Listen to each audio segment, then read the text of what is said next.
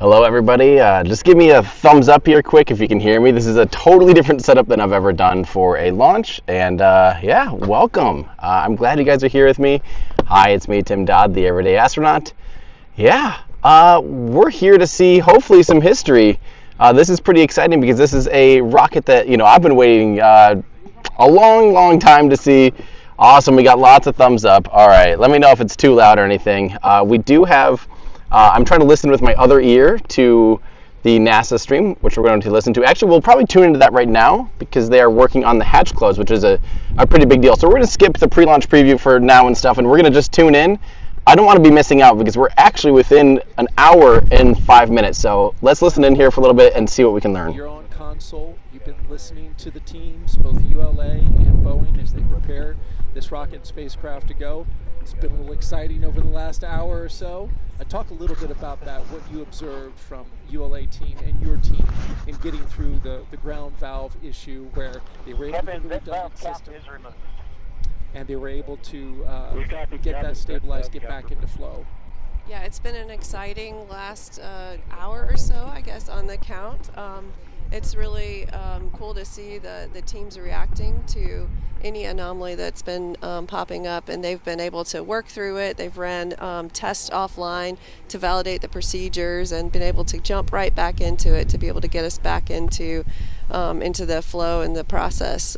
So it's really neat to see how everyone is ready for this launch and on point and just getting everything together for this launch today. I was particularly impressed in listening to the ULA team and how quickly they worked through the problem and how fast they were able to bring the flow back in after resolving that redundant data issue that they had. That was impressive. Let's go over to the Boeing team earlier in the count. So I'm going to actually, I'm already seeing a lot of questions here, so I'm going to go ahead and give you guys a little update here. I'm going to take, it sounds like my mic might be really gainy, so I'm just going to set it down here and hopefully it's not quite as gainy. Let me know if that's a little bit better. I actually don't have control over the gain of this mic, so but let me give you guys a quick little rundown on what we've been going through today. So as you guys maybe know, it was almost a month ago now, we had the first attempt of CFT-1. This is the first crewed launch of the Boeing Starliner on top of United Launch Alliance's Atlas V.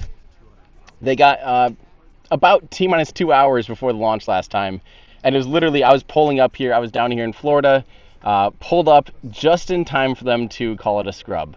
Now, unfortunately, that meant for this time it was a pretty massive scrub. It wasn't just a quick little reset. It was a rollback and everything. So we're back here today with a known slight helium leak in the Starliner. Don't forget, guys, helium's inert. It's within the bounds, acceptable bounds of what they can accept for a helium leak. It's not like a huge deal. I know that sounds really scary, but it's basically one of the thrusters, a flange in one of the thrusters is showing a little bit of a leak, and they're on top of it. They're on top of it, but it's one of those things where they are keeping an eye on it, of course. But it's still something like 10 to 50 times, I don't remember the exact number what they said, below the maximum bounds of what would be an acceptable leak. So that's something that we've been kind of watching out for. They got it out to the pad. That initial helium leak was actually looking better today than it had in prior testing, so they are happy about that.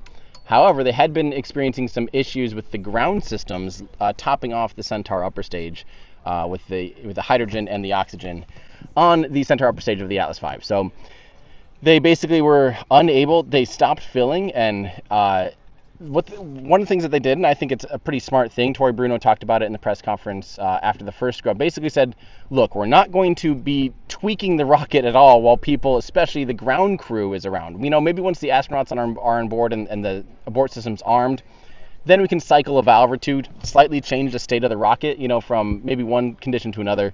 But they're not willing to change the state of a rocket, cycling valves, do things like that, while ground crew is around, because the vehicle is actively fueled and all propellant is on board while they're loading the astronauts on board. And this is actually the traditional way of doing this. This is how it's always been done, believe it or not. And it sounds, nowadays, compared to what we see with like SpaceX's Dragon, where they get everyone on board, and then they get everyone out of the way if they're a ground crew, and then they start loading propellant. That seems like almost a lot of us are maybe used to that these days. That was considered controversial. This is actually the traditional way of doing it. You have the vehicle and the rocket in a steady, known state, and then once it's safe and everything's in a more or less inert state, then that's when you're going to get your crew out there. So yeah, so that being said, they weren't able to really tweak things, but they were looking at redundant ways to read some of the pressures on the center hopper stage. They switched it. Everything's looking good. They were actually able to retop the vehicle, and they're continuing with today's launch. So it's actually looking good for let's see here, what are we even at? I can't even see on my own clock. We're within 1 hour. That's actually really, really good. It's a beautiful day for launch. Super blue skies. Let me see if I can switch you guys to my view here again. We have some launch photographers saying hi. And yeah, you can see it is a beautiful blue sky here today. I could actually tilt my camera up a little bit. But yeah, I'm hoping for this thing to go because I can't stick around too long, unfortunately. But we'll see. I don't know. Yeah, I'm seeing some people talking here. What's everyone's probability between 1 and 10 of this thing launching today? I'm feeling, the weather's 90% go. I think the vehicles are in a better state right now. I'm thinking something like I'm about an 8 today. I'm about an 8. I don't know if that's great or not, but that's just kind of where I'm at. So we'll see. Yeah, we got anywhere from I'm seeing 1 to 10, so we're getting the whole gamut here from you guys. Oh man, yeah, pretty hard to tell, honestly. I'm just not sure. So don't forget, guys, if you see countdown on like if you're watching multiple streams, which I always recommend, don't rely on me out here with, Starlink's actually doing really, really well. So I'm happy to have Starlink helping us out here today. But, I always recommend having multiple feeds up. And if you're looking at like the NASA feed, you will notice the countdowns are going to be different. We have our countdown to what's actually the L minus, the launch minus time, as opposed to the terminal time. So they're actually going to go into a planned hold, and that's why we're accounting for just literally like the takeoff time, which is what we're all used to. Like that makes the most sense for us. The engineers, they go off the way of the rocket, which is where they're going to put it into this hold, and then do a final like go no go poll, which is coming up here relatively soon, and then they'll release it from the go no go poll, and and then that's when they're going to get that bad boy ready for launch, and that's when the T0 clock will match up with the L0 clock. So that's where we're at. That's kind of the rundown here. Like I said, I'm actually starting a little bit early just because I actually got stuff set up in a reasonable amount of time and wasn't working too many major issues. Doing a totally different live stream setup than normal. Had to keep it pretty stripped down because, as you guys know, IFT4, the fourth flight, Starship Flight 4, is coming up next week now, and yeah, so that's I can't stick around here too long. Gotta head out to for that, and we just have so much equipment and gear out there that just has to stay out there that it wasn't possible to really move too much stuff around. So that's that's the status. That's where we're at. We're here for this. We're here for some history. I hope you guys are ready. So I'm already seeing like a comment from let's see, Almighty. Where was that? Saying what's the probability of launch? We just talked about that. We just took a poll in our chat here, giving the probability of launch. I gave it an 8.5, about an 8 to 8.5. The vehicle's actually in good shape now, and let's actually listen because they're talking about some of that stuff too. I want to make sure that I'm not staying behind on information. This might be a fairly passive live stream where I'm mostly listening along with you guys. Go FTS. Operation 55, step 270, FTS open loop test is complete. Roger. Flight termination. All right. All right, we just heard that leak check is complete. Again, we are just under 1 hour. We're about 56, 57 minutes right now away from launch. The cabin leak check is complete, and we are moving forward nominally. Yes. Feeling like a great day to go to space, Dylan. This is good. I agree. Let's do it. Megan, we will check back in with you in just a little bit. Back over to you guys. Well said, Dylan. Let's do it. And actually, why don't we take the time now to take another look at the crew making history with this test flight. You see Commander Butch Wilmore closest to the screen here, corner right. Now, Commander Butch Wilmore, NASA astronaut and retired U.S. Navy captain, was raised in Mount Juliet, Tennessee. So just while I want to kind of point out something unique about Starliners. When you ingress, I actually had the opportunity to go inside Starliner in 2018 and check it all out. When you ingress and you get into the vehicle, the commander actually has to slide across like 3 seats. Admittedly, it's a bit cumbersome. It's a bit cramped feeling, but it is a really good position to be at the controls, and that's obviously what they're most worried about. This seems to be, in my opinion, when you compare this to SpaceX, it's actually a pretty good analog to like Tesla and modern EVs versus a kind of more of a muscle car, or a sports car that's a little bit more manual. The Boeing Starliner is a little more hands-on, like has actual controls and things like that, which I think some astronauts would probably prefer that, especially 2 test pilots like we have here today with Butch and Suni, would probably prefer some of that manual control and being able to actually fly it around as their test pilot heritage would be accustomed to. So yeah, it's a little bit it's a very different system, and that's very to me, I'm here to cheer this thing on because this has already been paid for. We want this to work well because we want dissimilar redundancy. We want to have the ability, if there's some kind of issue that would crop up with Falcon 9 or with the Dragon capsule, we want to still be able to fly humans to the International Space Station and continue to fulfill our needs there for the ISS and other roles as well. So having multiple rides to space is always a very good thing because some of those things can hinder that. So this is important, and I know there's a lot of talk, obviously.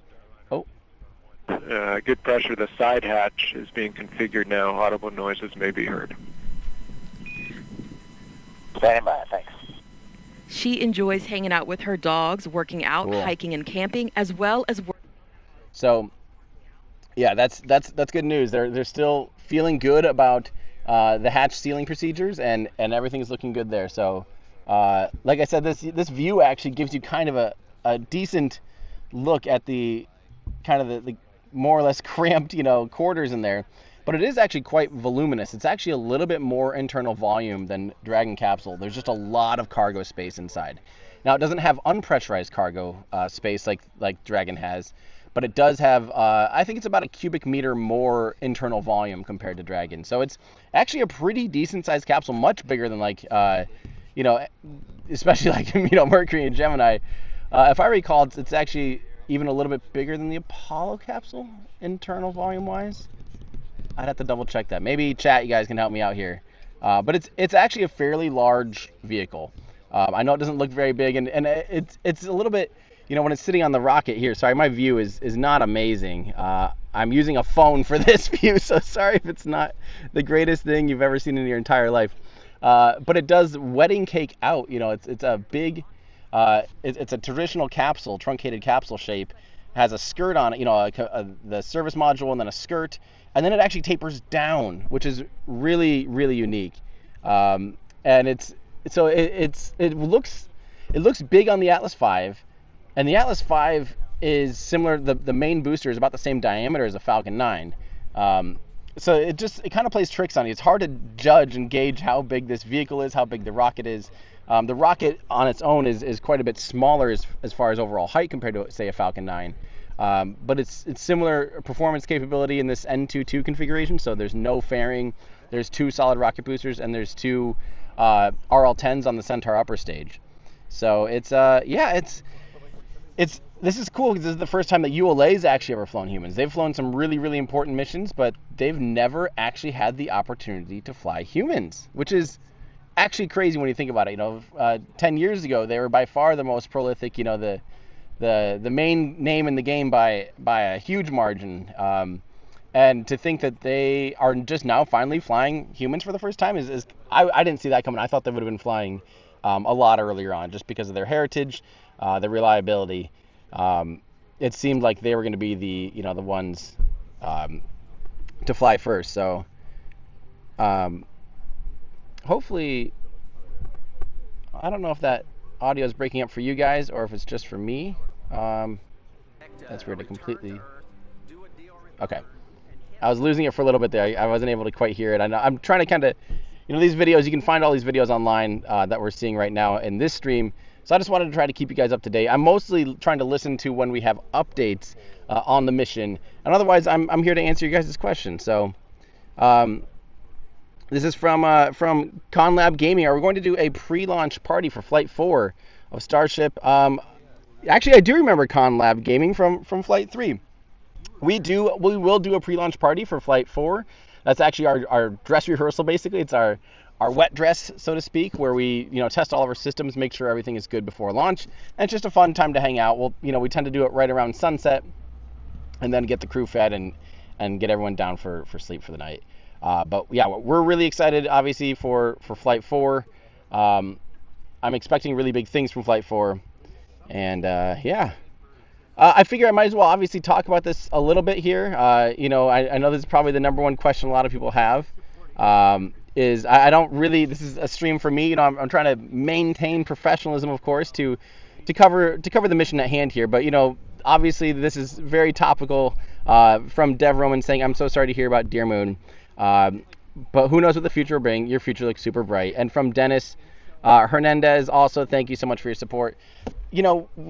Not looking for any sympathy here because, frankly, Dear Moon is just a total, cherry on top. It's not changing anything in my life to not have that go. I've got a fantastic, I'm very happy and genuinely proud of, and I feel very fortunate to have the life that I have with my friends, family, and my career. It's a huge I can't complain. And, obviously it's a bummer, but yeah. I'll move on, obviously. I already have.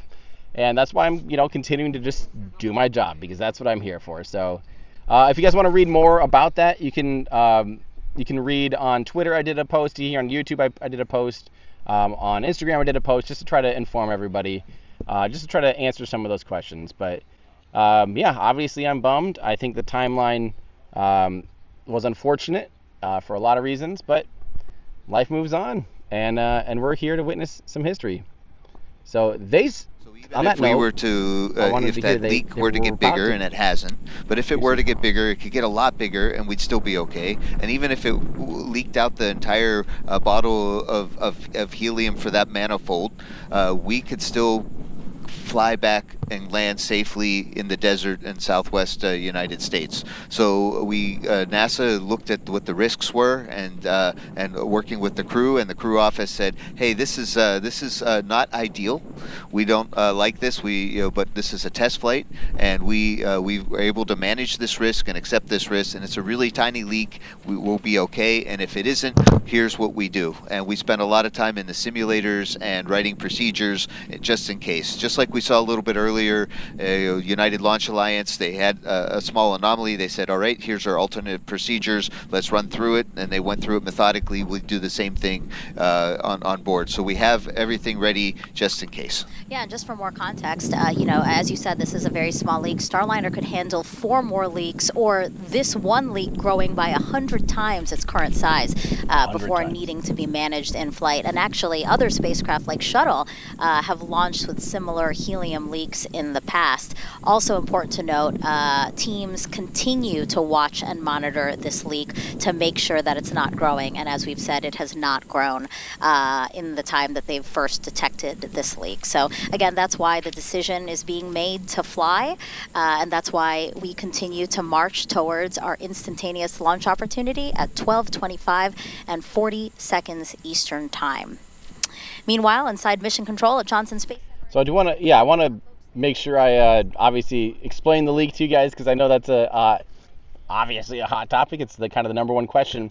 So there's helium bottles that pressurize, especially helium bottles are often used as ullage gas to backfill, like if you're draining a liquid propellant and you have an air cavity or gas cavity, as you drain liquid from it, you have to backfill and maintain pressure as the liquid drains. Otherwise, the volume changes. You'd end up like crushing it if you didn't backfill with helium. That's one way helium's used. On Starliner specifically, the helium is, sorry, I'm also trying to do active listening. Okay, on Starliner itself, on the spacecraft, helium is more or less used to pressurize the maneuvering system and the abort system. So there's a handful of thrusters. They have orbital maneuvering thrusters as well as the main abort motors, which are RS-88 Bantam motors, that all run on a hypergolic propellant. It's a bipropellant, so you still have a fuel and an oxidizer, but those all need to be back pressure fed with helium. So you basically are pushing the liquid and basically essentially powering and giving the pressure into the control valves and into the RCS system with Grackle's going to stand on Starlink, guaranteed. It's like standing right there, and it's very distracting. That is hilarious. But more or less the helium is what they use to force the propellants into the thrusters. And there's a little bit of a leak in a manifold that distributes into one of the thruster packs, basically. And there's a little leak in a flange, and they can accept 100 times more of that leak and still be within manageable bounds. So it's a tiny leak. Helium is so sparse, it's so thin, it's so tiny molecules that it's really, really, really hard to maintain. This is really common actually in aerospace. I know it pops up on big missions like this where everyone's like, oh, there's a leak and oh no. But honestly, it's pretty normal. Roger, thanks, Slick. Blue team, perform toxic vapor and O2 check when raising the environmental seal and configure white room for launch. Roger. And That's Slick, exciting. if you get a annulus purge disconnect time.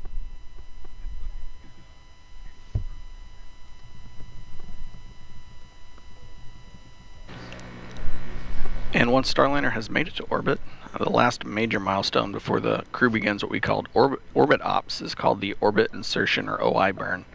That will move Starliner into an elliptical orbit as opposed to a more circular one. Slick, we're calling it 1537 Zulu. Roger.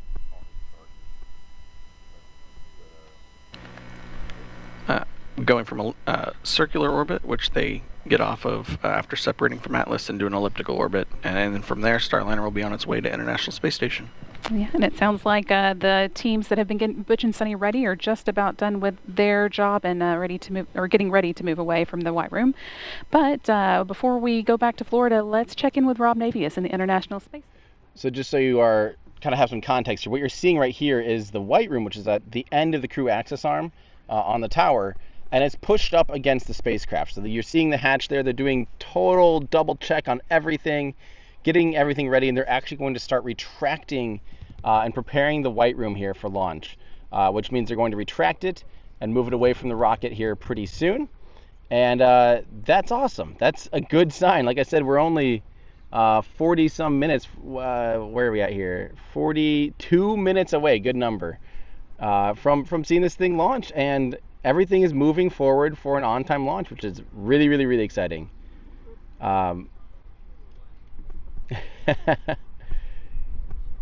Let's keep listening in. Launch delays or undocking delays driven by weather conditions at the western U.S. landing sites for Starliner.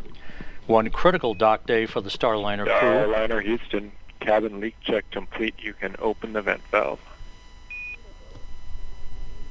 All right, great. That's in work.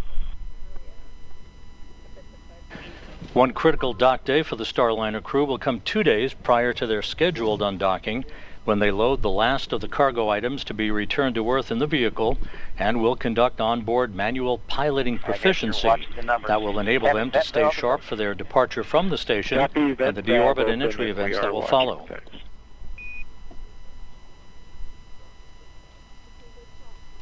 So here we are at the intersection of Cape Canaveral, Houston, and space.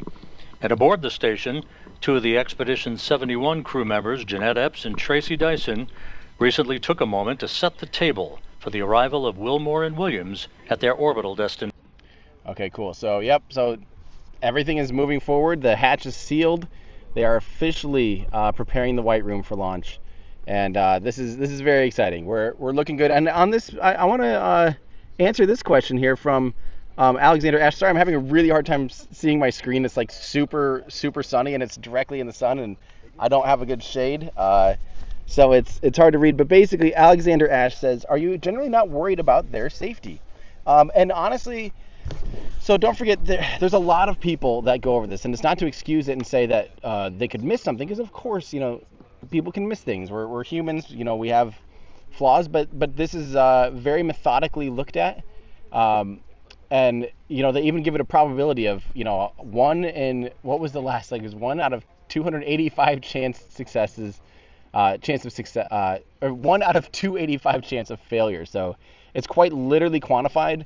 They literally look at like every possible failure, and they calculate it, and they run a risk scenario, and they have to present that, and that's co-opted between Boeing and NASA. So NASA has to double check all the work. They're alongside to basically certify and give a thumbs up if they agree with those numbers and if they agree with all the decision-making processes. So it's obviously inherently a little more risky being the first one. It's also, though, there's the most eyeballs on the first one. The first one, everyone is double, crossing their T's and dotting their I's, so to speak, and really trying to make sure that everything is fantastic.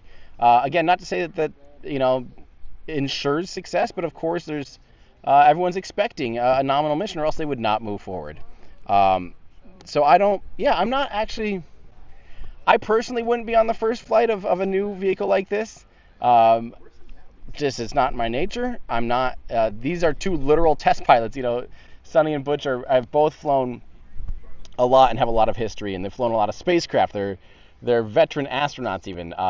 They know what they're doing. So I'll leave it at that, as I have confidence in the teams and the engineering prowess and safety all around. So the best thing I can do here is just give a thumbs up and wish good luck and send good thoughts. So that's my thoughts on that. I know it's a kind of common question. People saying they ignore failure points. I don't know. Go ahead and tell me what failure points they're ignoring, because they've addressed any known failure point. That's why they had to roll it back last time, is they had to address a known issue. So I really don't feel like they would move forward with a known failure point. So they can work issues. They have some things like that. So all right, let's keep going here.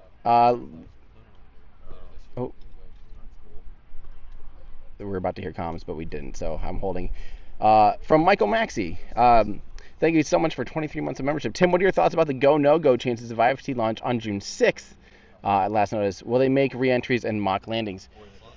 I think, I don't know about the date for sure. Dates always are scheduled to change with any rocket launch. There's no certainty, but I'm feeling good about it being next week. I think the 6th is Thursday.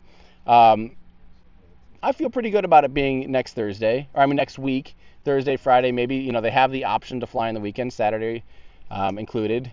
So I feel pretty decent about that. And it's chance of success. I released a video talking about Flight 3 versus Flight 4, what's changed on the hardware. If you haven't watched that, go ahead and give that a watch. I give you a rundown on every known change between the two vehicles and the two systems. I'm feeling pretty good about it. I expect to see the booster for sure get to the point of doing a landing burn and hopefully having a successful, simulated touchdown.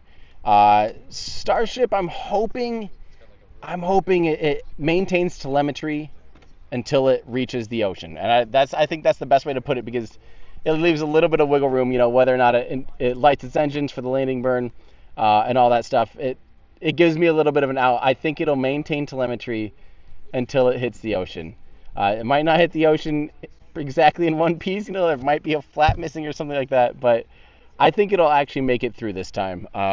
That's my bet. It would be awesome though if it did a flip and simulated landing as well. That'd be really good progress. I'll be very excited if that's the case, and if they maintain video. It's pretty awesome that they have Starlink, so we can actually potentially see that. So that's kind of my thoughts there. And we are T-minus 35 minutes. This is getting closer and closer. Here's a great view of the rocket. We've been talking about it, and it's, like I said, it's quite an unusual shape. Oh, now we're back to not seeing the rocket. But it is funny. It's a little bit bigger Atlas V, or I mean capsule on top of a smaller Atlas V with the Centaur upper stage. You see how it goes from wide at the top, then gets skinny again. And there's a lot of aerodynamic considerations when you do that, when you go from wide and then taper down to skinny, and then... And we'll go north to triage 6 if necessary. The crew was just calling in. They just got some data. Yeah, those are all good words, Starliner. Good readback. One additional item for you. In the commander's folio, you'll recall you have your 2 tablets. You've got a serial number 12 and a serial number 13. They're both ready to go, but one thing for you. Serial number 12, we were looking at footage here. Its time is out of sync, so it's no issue for you till orbit. When you're on orbit, you'll want to get that tablet, serial number 12, back in sync with the time on your DUs. It's only going to influence where you see the red line and bold. So if you did have to use bold before that, go ahead and do it on 13. Otherwise, we'll just resync in flight, and we can help you with that when we get there. All right, good words. We'll copy that, and if we have any questions when we get there, we'll give you a call. And I have confirmed that I can reach the tablet. Houston copies. That was Josh Kutrick giving some last-minute info to Butch and Suni about their tablets, as well as in case of emergency where to go left or right at the end of the slide wires. But yeah, Starliner could land on water. We'd rather not, but it has that capability, and it has a different airbag configuration for that. That's that's an interesting one. They noticed that the iPad was out of sync. You know how sometimes you can set like automatic time zone and stuff, and it's interesting that maybe it's set to automatic instead of they actually run on Central Time, because they stay when they're on station and in orbit, they stay on Houston's time. So they stay on Central, to my knowledge. So I wonder if the iPad accidentally was left in like automatic instead of dedicated to. That's something I never thought about. Like, oh yeah, your time might get really messed up here. So. Oh yeah, and that is, someone just said the stream is on a delay. Yes, my real-time experience here, I'm probably 25, 30 seconds. I think my clock is going to be right, and I don't know if Mary Liz is listening here about the clock, but it's taking off 40 seconds after 24:40, I believe is the time. 12:24:40 local, or 40 seconds after. I don't remember if it's 24 or 25. But yeah, that's our countdown clock is going to be synced with the actual launch, so my experience will be real time. I'll be reacting to it ahead of this, so I'll probably switch to the other view, assuming it works. I don't even know if it is working. Look at that. Wow, my phone is doing a good job. It's probably going to be dead by in 30 minutes because it's just running. It's not even plugged in. Maybe I should plug it in. But yeah, so don't forget, my reaction is going to be different because I'm actually ahead of the stream, which I'm watching on site and re-streaming to you guys. So altogether, you guys are about probably 30 full seconds behind from this taking off. So if you happen to be listening to me and you're at the Cape, keep that in mind, that you're seeing, well, oh gosh, this is so confusing. So if you're hearing the audio of the NASA stream, hold on, if you're hearing this. And for the next generation of, then that from real time to your ears is almost 30 seconds. To me, it's about 23 seconds or something. And then, it's all just confusing. It's almost like a space-time continuum thing, but sadly, it's just with encoding. And we are pulling in, NASA's broadcasting in 4K, so we're actually pulling in high bandwidth, but that does mean more latency. So, let's keep answering some questions. I'm trying to listen in here as they're talking, listening for any kind of comm chatter. As soon as they do comms, I will go ahead and increase the volume here so you guys can hear it. And just like that, look at who we have. Thank you so much, Jamie. Oh, that means a lot. Yes, let's light this candle. We have been waiting for, this is a big one. This is a candle we've been waiting to see lit for a long, long time. So thanks for tuning in, Jamie. That means a lot. Hopefully I'll see you soon. And yeah, thank you. Everyone say thank you to Jamie. That's very, very, very generous. Thank you. Yeah. That's awesome. Very fun. Always get a little starstruck when I see Jamie's name. Here's another fun one. This one's really cool from, can you please give a shout out to Tammy welcoming little astronaut Tatum into the world. She's watching her first launch now with you. That's amazing. Well, Tammy and Tatum and and Pot Cause, however you say that name. I'm sorry if I totally yeah, amazing. Thank you so much for tuning in with you and your new family. That makes my day. That's really, really, really cool. That's awesome. I see a really good question that I want to catch here real quick. Hopefully I caught it. It was, is it a southeastern flight? Let's see here.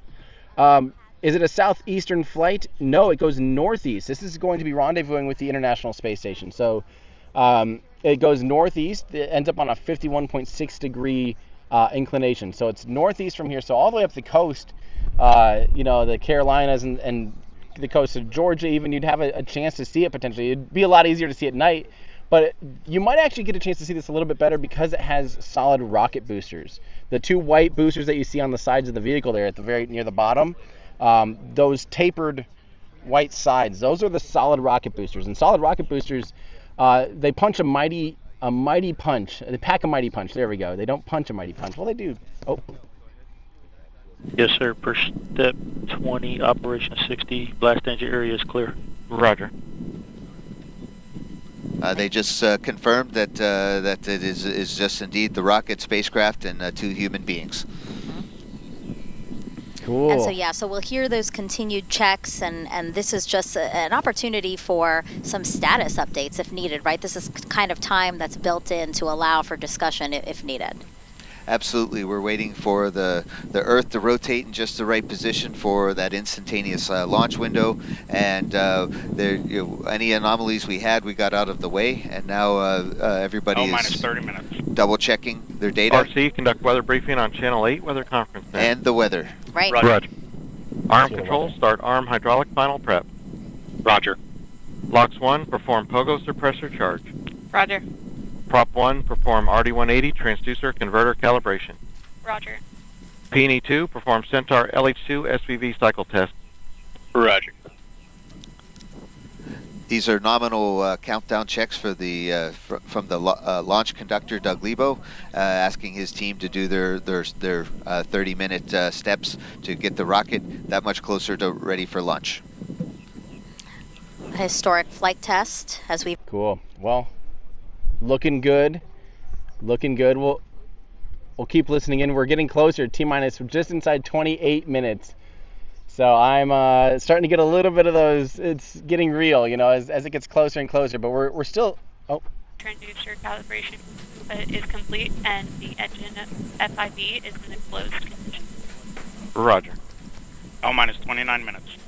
Flight control, start flight control, final prep. Roger. Oh, there. Now, Suni will be the first woman to test an orbital spacecraft. Another fun fact, the last time people flew to space in an Atlas-class rocket was 61 years ago at the end of the Mercury program. CFT is the final test to certify a second commercial spacecraft to ferry astronauts to and from the space station, which really is a wonderful resource to us and many countries and also research institutions. You see, this is a good example of how far off our clocks are. I think our clock doesn't have the 40 seconds baked into it, though. We might be at the top of the time. So our clock might be a little bit... it's going to be ahead of that no matter what because we're seeing the latency delay. LH2 SVV cycle tests are complete. Flight test Roger. Flight Director Mike Lammers is just about to poll the flight control team here in Houston for a go or no-go, verifying that all of Starliner systems are ready for launch today. Everything's looking good at the moment, and Lammers will use this poll to determine his own response to the final go-no-go poll by the launch conductor just before liftoff. Once we do get into the terminal countdown time frame, there are... Go ahead. Roger, do we have the temperature update complete?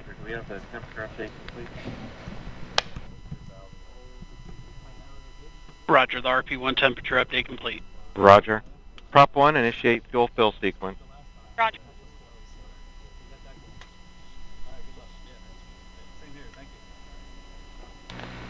And once we're in that terminal countdown time frame, go ahead. We've been discussing before the CISA temp. It's a noisy measurement. I'd like to take this to 6, get a recommendation probably to disable.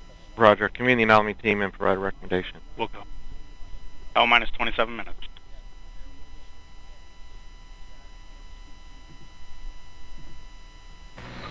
And the first LC arm control. one of the major activities that Go ahead.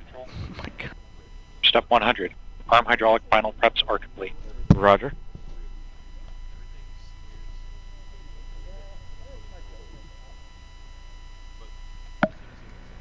One of the first activities Mike Lammer's team will be doing is transitioning Starliner from ground power to battery power. That'll come about 18 minutes before launch. We leave it about as late as possible so that the team can launch with those batteries as close to full power as possible. A few minutes later, with less than 10 minutes to go before liftoff, Starliner's ordnance will be armed, and that activates the critical systems that are needed to detach all the things from Starliner that will ultimately jettison as it climbs to orbit, and if it were needed to abort. And finally, just 1 minute and 15 seconds before launch, they'll work with the crew to activate the launch abort system, which would rocket the crew to safety in the case of an abort, or on the pad, or early in the ascent. This is likely the last you'll hear from us until liftoff, so we are going to send you back to the team in Florida to let Megan, Dee, and Mike see us through the rest of the countdown. We'll be back once Starliner is on its way. Go Starliner. Okay. Randy and Jim. Okay, let's take a closer look now at Starliner. Okay, cool. So we're, like we said, we're moving forward here. So, like I said, my clock might be a little bit optimistic. So, and I actually don't have access to it right now.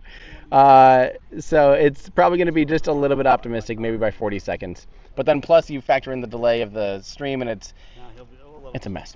But we can answer some more questions. So, such a space seducer, you're welcome. Try to keep Roger in line. Canaveral. Roger. Flight hazard areas. All right, everybody is in place for launch. Starliner, we're looking forward to getting it certified so we can continue our missions to the internet. Okay, so from space pseudo or et cetera, however you say it, you'll certainly go to space. It's not a thing that I'm trying to do, so it's okay. It's literally not even. It's like yeah, it was a cool opportunity, but I'm not looking for another one per se. So let's see here. Let's keep going, answering some questions. I saw some really good ones. From Max West, this is about not related to Starliner, but when are you and Elon going for the Starliner tour? Will we see inside the Star Factory footage, and what date? I can't disclose what date that will be. Yeah, it'll be. It'll hopefully be before it launches, because the idea is to be out there when the Starship is on the pad. Would obviously be like the goal, because I've never been up close and personal when Starship is on the pad. So that's the goal. Again, some nominal call-outs there as we march towards our instantaneous launch opportunity at 12:25 and 40 seconds. It's really neat that we're hearing all the voice chatter back and forth from our yeah, I love the voice chatter. Go ahead. With everybody watching today. Flight control final preps complete and Atlas hydraulics at standby pressure. Roger. And with that, let's head back over. Go ahead. Line item 390 has been disabled. Roger. Let's head back over to ULA's Dylan Rice and Boeing's Lauren Brennecke from the ASOC.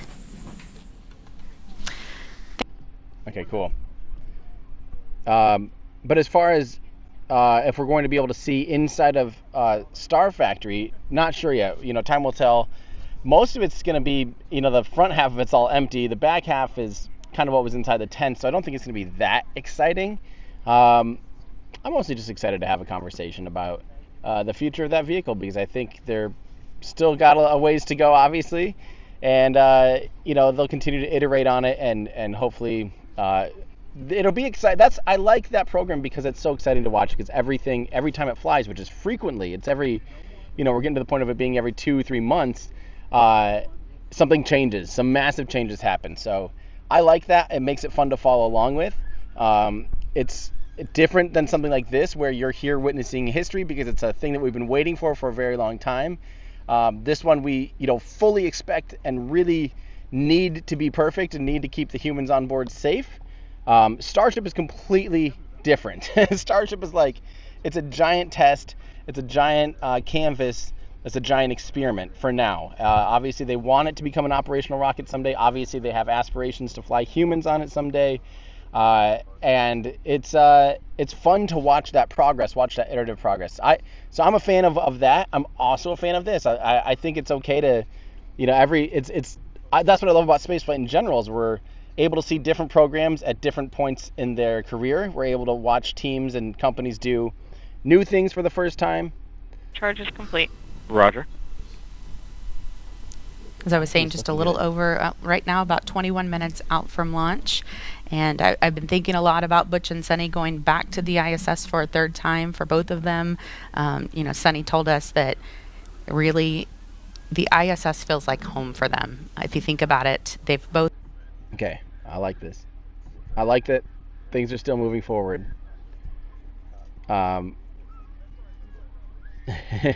Good luck on the megaphone. I'm with you too. This is a cool one. I love seeing this. Go Starliner and go Atlas V. My son is named Atlas, and this is his first launch. That is awesome. Well, welcome to... Secondary decomms verified on RF link. Roger. And Suni even told us that she cried the last time she left the ISS because she thought it would be her last time in space. So you can just imagine how special this trip will be for both her and Butch. And we are getting very close now to that moment where they are going to be headed to space. We are coming up on a call for the visors to come down. We're going to hear Capcom tell the crew to pull their visors down. I'm going to leave you guys with this for 1 second. I'm going to put on a little more sunscreen. I did on my neck already, but I want to make sure that I'm not just getting totally fried. The sun is really intense on my neck, so sun safety. I'll leave you guys with the stream here. Roger. I'll be back in 1 second. RLM, verify redline monitor and event table are in the correct configuration for terminal count. Verified. RC, verify solar radiation, acceptable for launch. Verified. All right, so you saw the crew starting to pull their visors down there. That configuration is needed for proper airflow through their suit. In case of an emergency, they could pressurize their suits quickly if needed. That is the importance of having everything zipped up and ready to go. And they really enjoy the fact that these helmets are much easier to get on. They just sit back on their suits, just like a hoodie of a sweatshirt, so they're able just to pull them forward and zip them up. Houston, Starliner, visor config complete. Houston copies, visor config complete. All right, they're all zipped up. And this config All also communications switch to channel 1. All personnel and visitors remain in present position until launch. Maintain operational silence in the LCC. So, Lauren, that's kind of the LC with a terminal count briefing. If a condition exceeds the launch constraint anytime after the terminal count status check, the observer shall announce hold on channel 1, identify their station, and briefly state the reason for the hold. So, Lauren, we just heard a couple of our standard pre-launch announcements. During the countdown, the individual teams, so like think of the Atlas propulsion team and the Centaur propulsion team, are off working on separate. Okay, I see a really good question here.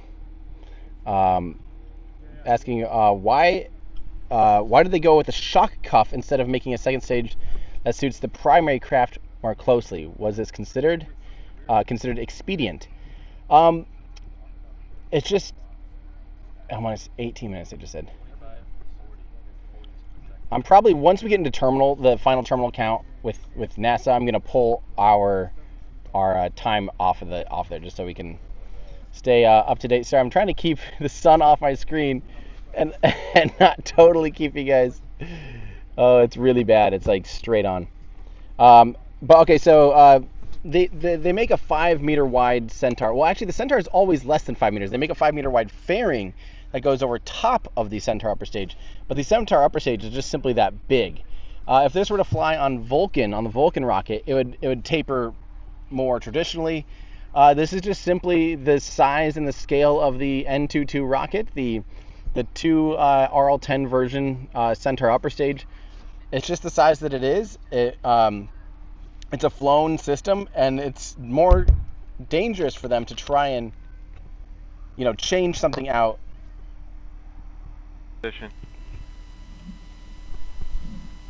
SRB ignition enabled. And verify FCO, RCO, and OSM hold fire switches are in the proceed position. Ready to proceed. Launch on time verified. Roger. And LC Peony 1. Go ahead. AHB charging reestablished and at flight mass. Roger. so, Lauren, we're quickly coming to the end now of the launch vehicle pre-launch procedure, and we're just about 7 minutes away from our terminal count status check. But we heard a couple of call-outs there. That one of the range safety representatives activated the SRB ignition enable, so that allows us to fire the SRB ordnance circuits that ignite the SRBs at T0. Those circuits are not enabled till just as we heard, just a few moments ago. minus 16 minutes. That might work pretty good. And also another Thank range you very safety much. system is the hold fire system. So there are remote switches right. at the Space Launch Delta 45 Morel Operations Center up the road. And if any of the range safety representatives see an issue, they can press a button and stop our countdown remotely. So those switches have been enabled as well. All right, you are taking a live look at Atlas V and Starliner stacked on top with astronauts Butch, Wilmore, and Suni Williams inside, ready to go to space. We are just coming up on about 15 minutes from launch, and we are going. Shout out to Joe at BPS Space. Thank you so much, and yeah, this is gonna be awesome. I can't wait. We're actually closing in here, so we're getting really close to there being the go no go poll, which is going to be the most exciting part. And like I said, at that point, I'll actually take our overlay off. Essential. That's just to do with the internal power minus 15 transition. minutes. No action. Okay, no action. We got the suit fan DP low. It's back on now. Looking. No issue there. But again, the weather, 90% go. No concern. We're expected to be go for T0. We are go right now. Green across the board. We do have some high cirrus clouds, as you can see there up in the upper parts of the sky. And you can see the ground winds. LC flight, channel 1 and air to ground 1 are now merged, going to air to ground 1. Roger. LC flight, air to ground 1, ready for comm check with Starliner and channel 1. Roger. Starliner, LC, comm check on channel 1. See, we got you loud and clear. Looks like we got suit fan. All suit fans failed a warning.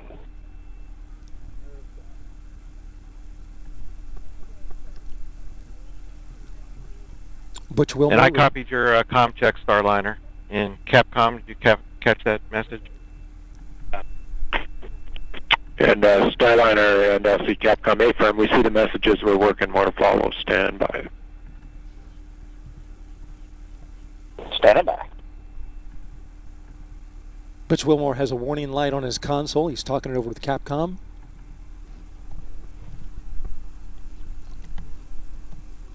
While they do that, Starliner, visors open, please, while we work the suit fans. Visors open. Visors open.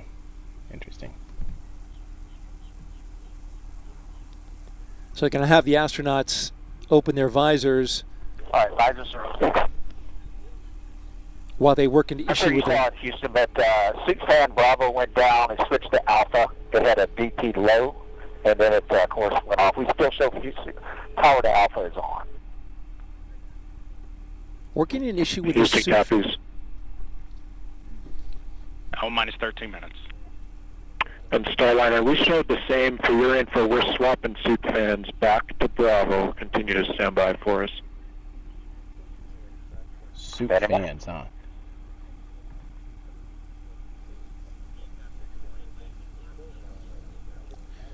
So the issue here is a problem with the primary suit fan operation. They got to have that suit fan to keep the air circulating inside their suits. With that having a warning, they've asked, Capcom has asked the astronauts to pop open their visors so they can get some fresh air, and they'll work it into a redundant mode, going into a redundant suit fan. So they continue to work that.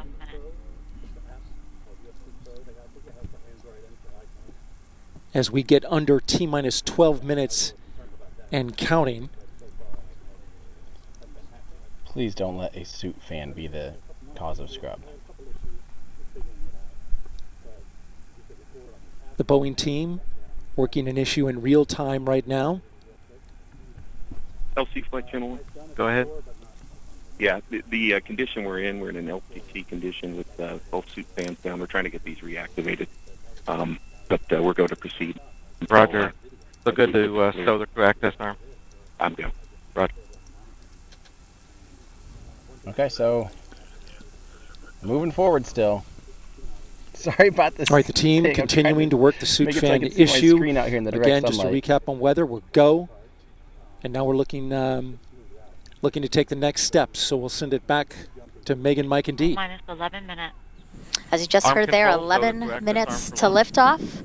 Roger. From only the 6th-time NASA astronauts will launch on a new spacecraft designed for crew. I want to ask you really quick before we toss it over for that terminal count, the final moments of the countdown. How are you guys feeling? Feeling great, excited, making sure teams work to troubleshoot the last little bit, and hopefully we'll see liftoff today. I'm very excited for Butch and Suni, and as we like to say, go Atlas, go Centaur, go Starliner. Go Butch and Suni, that's right. All right, so let's send it over to the ASOC where Lauren and Dylan will walk us through the final moments of the countdown. All right, thank you, Megan. So what we are looking for next here is that crew access arm to start making its way back over. Starliner, on our end, we brought suit fan Bravo back on. It looked good. We need both. We need to prove that A is also there, so we're commanding Alpha on and then off at this time. More to follow. Okay, so they got all right. Yes, we see it. They need both. And we're still visors up, so you know. All right. So you hear this troubleshooting happening in real time. They are moving forward with everything else while they troubleshoot Flight that verify CST suit 100 fan. on internal power. Verified. Starliner, configure ordnance for launch. That's in work. Starliner on internal power now. The spacecraft is running completely on its own. Ordnance has also been configured for launch. LT That Flight means Channel the 1. devices Go that ahead. initiate our separation Yeah, we events. reactivated suit fan Bravo. Suit fan Alpha is also working, so we cleared our LTC condition. And for the crew, you can take visors down. Yes. There we go. Visors down and ordnance configured. Okay. LC Crew access copies arms both. retracted. All right, it's got to feel good to put those visors down now. All right. You heard it, everybody. Crew access arm is retracted. The suit fans are both working. We're getting a lot closer here. Like I said, we're within 10 minutes here. This is great news. I'm going to reconfigure my camera here in a little bit, but I'll keep listening in here. We're getting close enough. This is getting exciting. Don't want to see it do that, but we're glad it can if it needs to. And we have a couple of polls coming up here in about 2 minutes. The launch vehicle poll. Just a reminder here, this Launch is my vehicle view. management. Only 3.5 miles, so 5.5, 6 kilometers away, whatever it is. Pretty great view here. I'm really excited because you'll easily be able to see it because of the solid rocket boosters. We'll see the trail.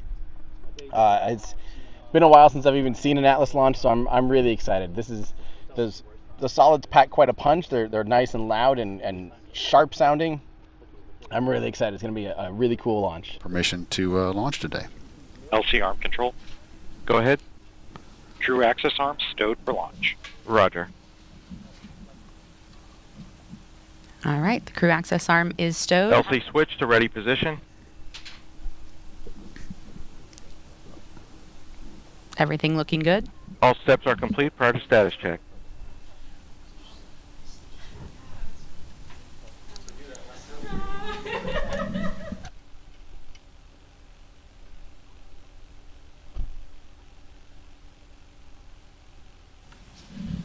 And Dylan and I will be a little more quiet as we get closer here to launch so we can listen into all of the actions as they're happening in real time.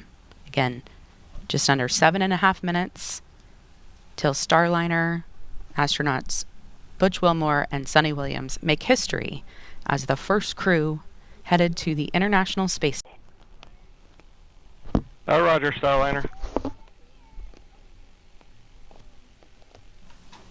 LC flight, Starliner configured for terminal count. Roger. All steps are complete prior to terminal count.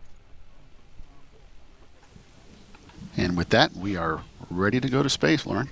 Hard not to be emotional listening to those words from Butch. I'm sure we'll be playing that speech back for a long time. T-minus 4 minutes. Thank you guys for your patience. Oh, here we go. We are in proper terminal count now. So, yes, this is it. We're getting ready here, guys. Sorry, my computer overheated. It's just too sunny, so I tried moving it into the shade. But let's get ready. I'm basically just gonna shut up and listen. Let's watch this launch together. LC switch not ready. All personnel turn to recycle section.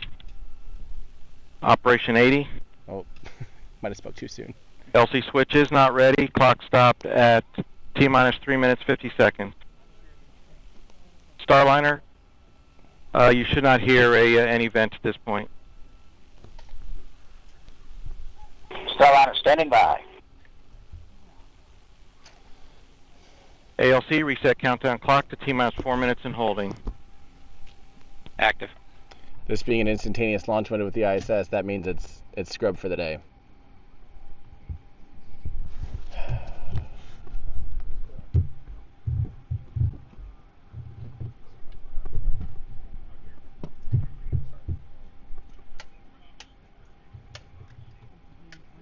Friendly reminder, obviously this is frustrating. It's frustrating for me. You can probably visibly see that. But the important thing is the crew is still safe. Safety comes first in these in these moments, of course. Whatever the reason is, hopefully they can move forward and work on it, and we do have another launch attempt tomorrow. I likely can try to still do tomorrow's launch attempt before I have to head out, but if not, I just wanted to say while you guys are here, thank you for hanging out with me despite an Everyday Astronaut live stream fiasco, as there always is one, no matter what, no matter how stripped down I try to make it or how complicated and robust, something always happens. But thank you guys. We'll hang out for a little bit here and make sure everything's okay, but we'll eventually actually get kind of kicked out of here because we're on Cape Canaveral Space Force Base. We're escorted out here, so we will have to follow the flow of traffic quite literally. So yeah, man, what a bummer. I was feeling good. I was even making a little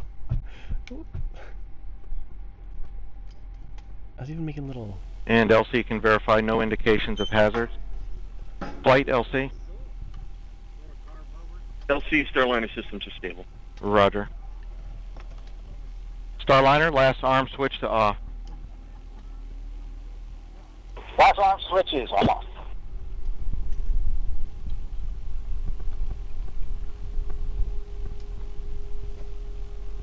Dang it, I was really looking forward to a rocket launching today.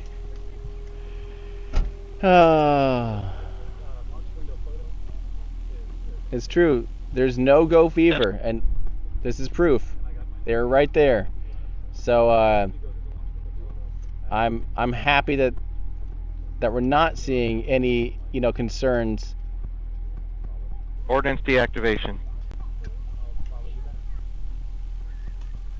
Action 1.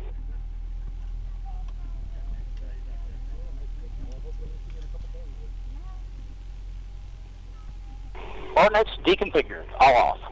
Roger. LC. Go ahead, ALC. I agree with this. Countdown clock's reset, T-minus 4 minutes and holding. Roger. Flight, verify CST 100 ordnance is safe. Verified. You know what? There's a non-zero chance that the scrub could have been with my laptop overheating. I can't rule out that possibility. I'm not going to say that's the reason. It's not the reason. It's not the reason at all. But you never know.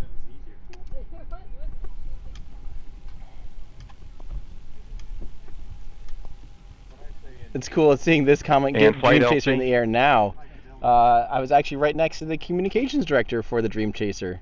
And yeah, I think they would sure love to hear that. That's a mission that I'm really excited to see. Dream Chaser will be a fun one to see flying. And originally, don't forget, it's going to be flying uncrewed. But of course, they have aspirations to fly that baby with the crew on top. So, yep. Hey, by the way, I know it's fun to joke about Tim quality streams.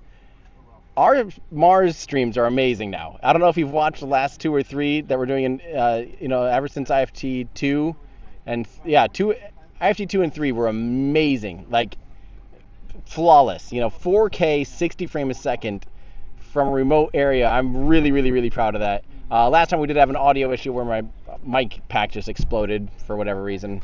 But other than that, I mean, I'm very proud. And now I know what to do better.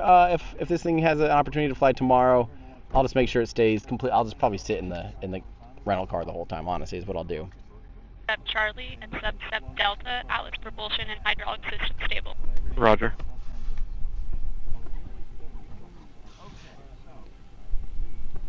LC ECS. Go ahead. Substep November, ECS set point stable. Roger. Hey, I mean, rocket scrub with or without me, but it does feel like I get a handful of these baddies at all times.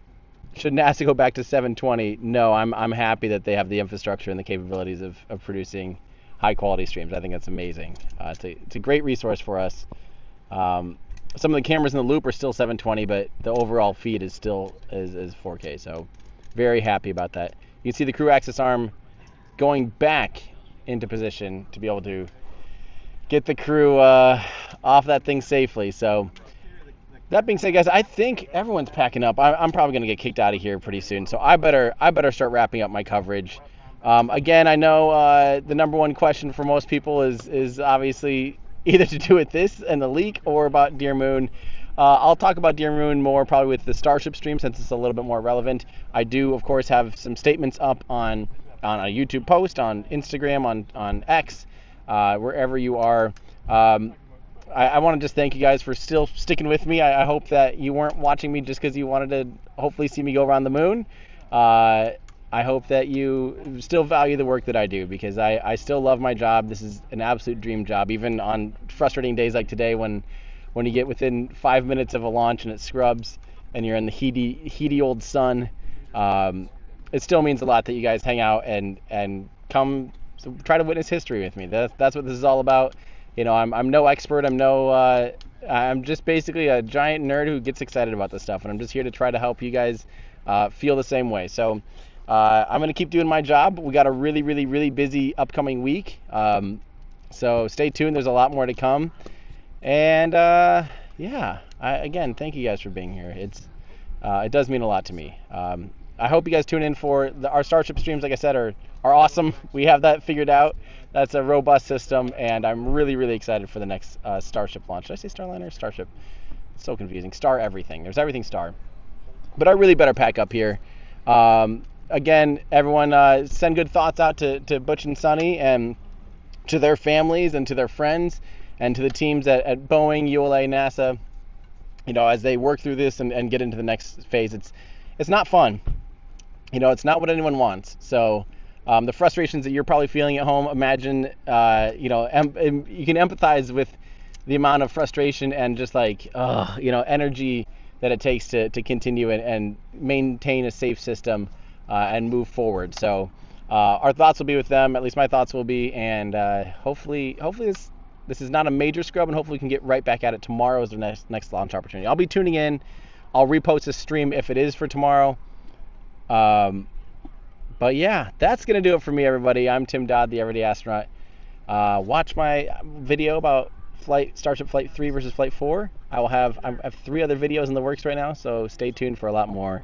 And thank you all so much for tuning in, hanging out with me. Despite my traditional problems, I know the problem now. We won't have that again tomorrow, and we won't have it again for Flight 4. So I love you all. Have a fantastic rest of your weekend. Bye, everybody.